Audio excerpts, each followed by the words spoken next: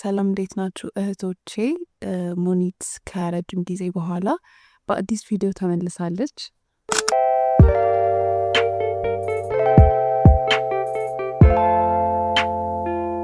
አይኖ በጣም ጠፍቼ ነበረ።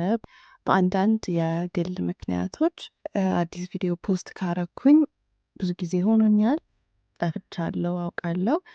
እናንተ እንዴት ናችሁ? እኔ በጣም ደህና ነኝ። ዛሬ ለየት ባለ ቪዲዮ ተመልሻለሁ። የዛሬው ቶፒክ የሚሆነው ርዕሱ ላይ እንዳያችሁት እድሜሽ ስለጨመረ ብቻ የበሰልሽ ሴት ነሽ ማለት አይደለም ከሚለው እውነታ በመነሳት ብዙ ሴቶች ዘግይተው የሚረዷቸውን ነገር ግን ለብስለትና ለጥንካሬ በጣም ወሳኝ የሆኑ 8 ነጥቦችን ይዤላችሁ መጥቻለሁ። የመጀመሪያው መቼ መናገር፣ መቼ ራስን መከላከልና መቼ ዝም ማለት እንዳለብሽ ማወቅ ነው። ይህ ጥበብ ነው። ብዙ ሴቶች በስራ ቦታም ይሁን በጓደኝነት መሀል ፍላጎታቸውን ሳይናገሩ ቀርተው የማይፈልጉትን ህይወት ሲመሩ ይታያሉ። መናገር ማለት ትርጉሙ ሀሳብሽ ዋጋ አለው። አንቺ ሀሳብሽን በመግለጽሽ ብቻ የውስጥሽን በማውራትሽ ብቻ ብዙ ነገሮችን የመቀየር ኃይል እንዳለው መረዳት። ስለዚህ በራስ መተማመን ይኖርሽ። ራስን መከላከል ወይም ራስሽን ዲፌንድ ማድረግ ማለት ሰዎች ያለ ፍላጎትሽ አንድ ነገር እንድታደርጊ እንዲያስገድዱሽ አትፍቀጂ። አልወደድኩትም ማለት ባለጌ ወይም አስቸጋሪ አያደርግሽም።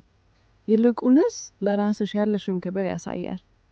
ሌላው ዝምታን የምንመርጥበት ጊዜ መቼ ነው የሚለው ነገር ነው።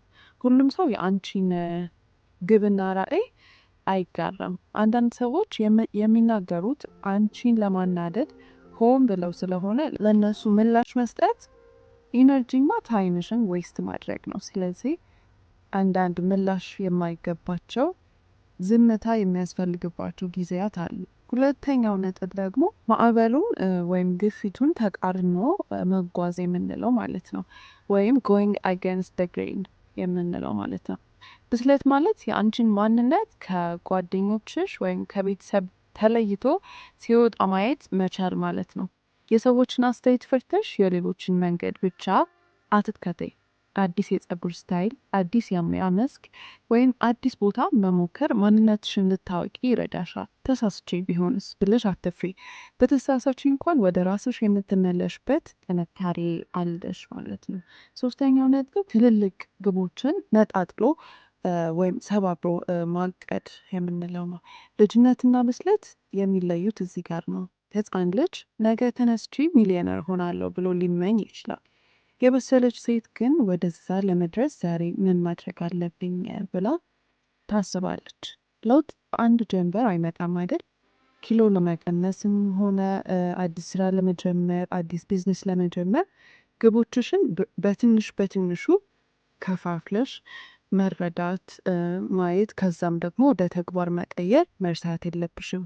አራተኛው ራስን መግራት ወይም ሰልፍ ዲስፕሊን የምንለው ማለት ነው። የፈለግሽውን ነገር ሁሉ ማግኘት የምትችው ራስሽን መግራት ስትቺ ነው። ህፃን ልጅ የፈለገውን ነገር አሁኑኑ ካላገኘው ይላል። የበሰለች ሴት ግን ለትልቅ ግቧ ስትል ዛሬ የምትፈልገውን ነገር መተው ወይም መስዋዕት ማድረግ፣ ለምሳሌ ጎጂ ምግቦችን፣ የሰነፍ ልምዶችን መተው ይኖርባታል ማለት ነው። ራስሽን መግራት በጀመርሽ ቁጥር ወደ ግብሽ የምትደርሽበት መንገድ ያጥራል። አምስተኛው የግል ድንበር ወይም ባውንደሪ የምንለውን ማለት ነው። እሱን ማበጀት ነው። የግል ድንበር ማለት የአንቺ መከላከያ ክልል ልንለው እንችላለን። ቤትሽን ክፍት ጥለሽ አትወጪም አይደል? ወይም መኪናሽን ሳትቆልፊ ከመኪናሽ አትወርጂም አይደል? ለራስሽም እንደዛው ክብር ሊኖርሽ ይገባል። ድንበር ከሌለሽ ሰዎች እንደፈለጉ እንዲጫወቱብሽ ይጋብዛል።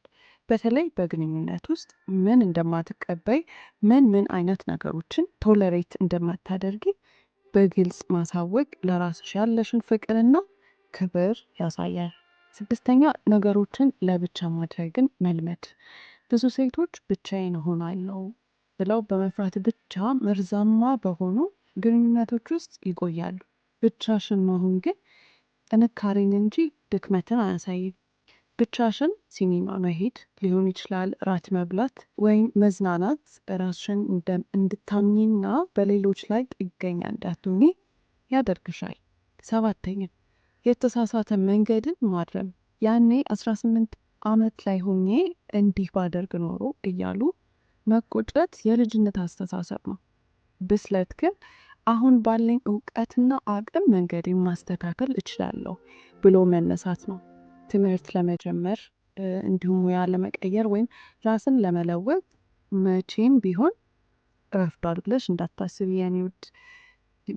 መቼም ቢሆን ራስን ለመገንባት ራስን ለመቀየር መቼም ቢሆን ጊዜው መቼም ቢሆን አይረፍድም። እሱን አትርሺ የኔ ውድ እህት። 8ኛ ጓደኞችን መመደብ ካታጎራይዚንግ ፍሬንድስ። ሁሉም ጓደኛ ለሁሉም ቦታ አይሆንም። አንዳንዱ ለሳቅና ለጨዋታ ብቻ ነው። አንዳንዱ ደግሞ ለጥልቅ ሚስጥርና ለምክር የሚሆኑ ጓደኞች አሉ። ሁሉንም ጓደኛ በአንድ መመዘኛ ማየት ለልብ ስብራት ይዳረጋል። ማን የትኛው ምድብ ውስጥ መሆን እንዳለበት ለይተሽ እወቂ።